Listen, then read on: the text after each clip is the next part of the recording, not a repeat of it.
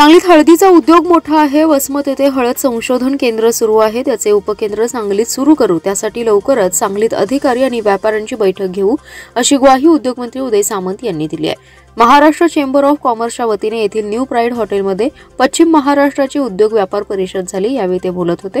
या परिषदेला सांगली जिल्ह्याचे पालकमंत्री, उच्च व तंत्र शिक्षण मंत्री चंद्रकांतदादा पाटील, माजी मंत्री जयंत पाटील, महाराष्ट्र चेंबर ऑफ कॉमर्सचे अध्यक्ष ललित गांधी, वरिष्ठ उपाध्यक्ष रवींद्र मानगवावे, पश्चिम महाराष्ट्र उपाध्यक्ष रमाकांत मालू, प्रवीण लुकंड, नीता खेळकर आदी जण उपस्थित होते। उदय सामंत पुढे म्हणाले की सांगलीला हळद नगरी म्हणून ओळखलं जातं। हळदीची मोठ्या प्रमाणात निर्यात देखील होते, त्यामुळे सांगलीत हळद संशोधन उपकेंद्र होणं गरजेचं आहे। वसमत येथे हळद संशोधन केंद्र उभारण्यात आले। आमदार हेमंत पाटील हे अध्यक्ष असून त्यांनी सांगलीला उपकेंद्र मंजूर करण्याची ग्वाही दिली आहे। त्यासाठी लवकरच बैठक घेतली जाईल। ते पुढे म्हणाले, सांगलीत जर जागा देणारे शेतकरी असतील, MIDC करता येईल। निवडणुकीच्या काळात राजकारण आणि निवडणुका झाल्या की सर्वजण विकास कामासाठी सर्वांनी एकत्र येणं अपेक्षित असतं। प्रत्येक गोष्टीत राजकारण आणलं तर मग विकासाच्या गोष्टी मागे पडतात। उद्योजकांनी सांगलीत एअरस्ट्रिपची मागणी केली आहे, परंतु आता एअरस्ट्रिप बाबत नियम बदललेत। उद्योजकांच्या भावना समजू शकतो। जर एअरस्ट्रिप बाबत, लांबी रुंदी बाबत तसेच रडार बाबत सुविधा झाली तर सांगलीत चांगलं विमानतळ होऊ शकतं, असं मत उद्योगमंत्री उदय सामंत यांनी व्यक्त केलंय।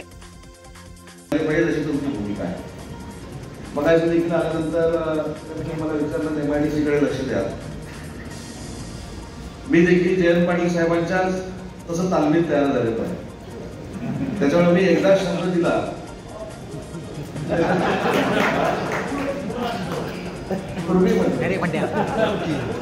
पूर्वी त्यांच्या तालमीत तयार झालो, आता तुमच्या तालमीत तयार होतोय।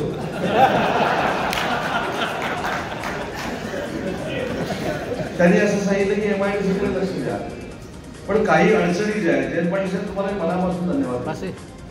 एखाद्याच्या जिल्ह्यामध्ये गेल्यानंतर समोरच्याने एखादी मागणी जर केली तर लोकप्रतिनिधी त्या मागणीचा ओढतो आणि ती मागणी झालीच पाहिजे अशा पद्धतीची भावना व्यक्त करतो। पण तुम्ही एअरस्ट्रिपच्या बाबतीमध्ये खऱ्या अर्थानं अडचण काय हे देखील सांगितलं। पूर्वीचे एअरस्ट्रिपचे नियम आणि आताच्या एअरस्ट्रिपचे नियम याच्यामध्ये जमीन आसमानाचा फरक आहे। इथल्या सांगली जिल्ह्याला खऱ्या अर्थानं उद्योग जगताला किर्लोस्करांनी ताकद दिली, त्यांची देखील एअरस्ट्रिप होती आणि आहे, परंतु त्यावेळी एअरस्ट्रिपचे निर्णय, त्यावेळी एअरस्ट्रिपचे नियम आणि आताच्या एअरस्ट्रिपचे नियम याच्यामध्ये जमीन आसमानाचा फरक पडलेला आहे। आणि म्हणून ताई तुमची भावना मनापासून मी समजू शकतो, सगळ्यांची भावना मी मनापासून समजू शकतो, पण नुसती एअरस्ट्रिप करायची आणि त्याच्यावर विमान उतरवायची ही संकल्पना अजून पुढे आलेली नाही। आणि म्हणून मला असं वाटतं की एअरस्ट्रिप जर करायची असेल तर चांगल्या लांबीची असली पाहिजे, चांगल्या रुंदीची असली पाहिजे, त्याच्यासाठी रडारची सुविधा असली पाहिजे। या सगळ्या सुविधा जर आपण करू शकलो तरच सांगलीसारख्या ठिकाणी चांगल्या पद्धतीचे एअरपोर्ट होऊ शकतं। पण मला असं वाटतं की सांगलीकरांनी याचा विचार करणं गरजेचं आहे। आज ललितजी कदाचित ते कोल्हापूरचे आहेत म्हणून बोलले असतील की कोल्हापूरचं एअरपोर्ट भविष्यामध्ये आपण करावे, पण कंडिशनल ते टेंडर काढण्याची जबाबदारी आज राज्याचा उद्योगमंत्री म्हणून मी स्वीकारलेली आहे। त्याची चिंता आपण करण्याची आवश्यकता नाही।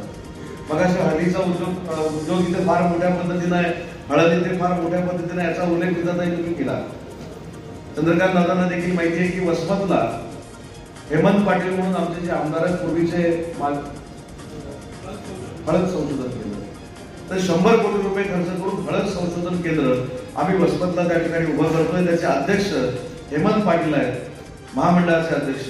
त्यांना मी आता व्यासपीठावर फोन केला होता आणि त्यांनी आपल्याला आनंदाची बातमी सांगितली की जर सांगलीकरांना त्या संशोधन केंद्राचं उपकेंद्र सांगलीमध्ये जर पाहिजे असेल तर ते तातडीनं मंजूर करायला तयार आहेत, जेणेकरून त्या हळदीवर अतिशय चांगल्या पद्धतीचा अजून रिसर्च आपण करू शकतो आणि आहे त्याच्यापेक्षा हळद उत्पादनाचं काम हे सांगलीमध्ये अतिशय चांगल्या पद्धतीने होऊ शकतं। तर ती देखील बैठक मी आपल्या सगळ्यांच्या उपस्थितीमध्ये हेमंत पाटील साहेबांना बोलून पाहिजे तर सांगलीमध्ये पाहिजे आपण सांगलीमध्ये घेऊ, परंतु त्याच्यामध्ये देखील आपल्याला चांगल्या पद्धतीनं काम करता येईल। आणि मगाशी अजून इन्फ्रास्ट्रक्चरचा जो आपण या ठिकाणी उल्लेख केला, त्याच्यामध्ये मागच्या वर्षी आपण सांगलीच्या MIDCचे रस्ते करण्यासाठी मला असं वाटतं की 21 कोटी रुपये मंजूर केलेले आहेत, बरोबर ना? खूप MIDC।